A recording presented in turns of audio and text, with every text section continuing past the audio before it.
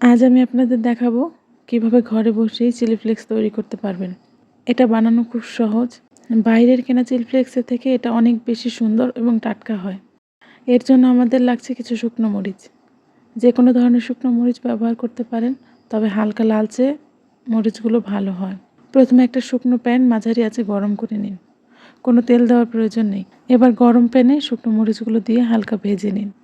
খেয়াল রাখবেন যেন মরিচগুলো পুড়ে না যায়। পুড়ে গেলে তেতো হয়ে যাবে এবং কালারটা নষ্ট হয়ে যাবে। আমরা শুধু চাই মরিচগুলো একটু মচমচে হোক আর সুন্দর একটা সুগন্ধ বের হোক। প্রায় 30 সেকেন্ড থেকে 1 মিনিটের মতো ভাজলেই হবে। দেখবেন হালকা কালার পরিবর্তন হয়েছে আর ঝালঝাল গন্ধ বের হয়েছে। ভাজা হয়ে গেলে মরিচগুলো সাথে সাথে প্যান থেকে তুলে একটা প্লেটে রাখুন, যাতে দ্রুত ঠান্ডা হয়ে যায়, কারণ গরম প্যানে রাখলে আরও ভাজা হয়ে পুড়ে যেতে পারে। মরিচগুলো সম্পূর্ণ ঠান্ডা হয়ে গেলে সেগুলো ব্লেন্ডারে নিয়ে নিন।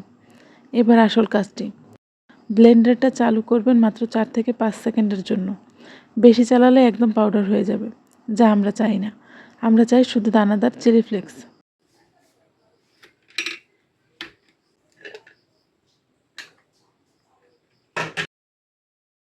ব্যাস দেখুন কি দারুণ চিলি ফ্লেক্স তৈরি হয়ে গেল, একদম পারফেক্ট দানাদার।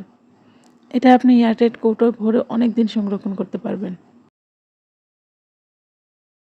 এই চিলি ফ্লেক্স আপনি পিৎজা, পাস্তা, স্যুপ, নুডলস অথবা যে কোনো ফাস্ট ফুডের সাথে ব্যবহার করতে পারবেন। এমনকি যে কোনো ডিশের স্বাদ বাড়াতে এটি দারুণ কাজ করে। তাহলে আর দেরি কেন? আজই বানিয়ে ফেলুন আপনার নিজের হাতে তৈরি ফ্রেশ চিলি ফ্লেক্স। আবার দেখা হবে নতুন কোনো রেসিপি নিয়ে। ধন্যবাদ।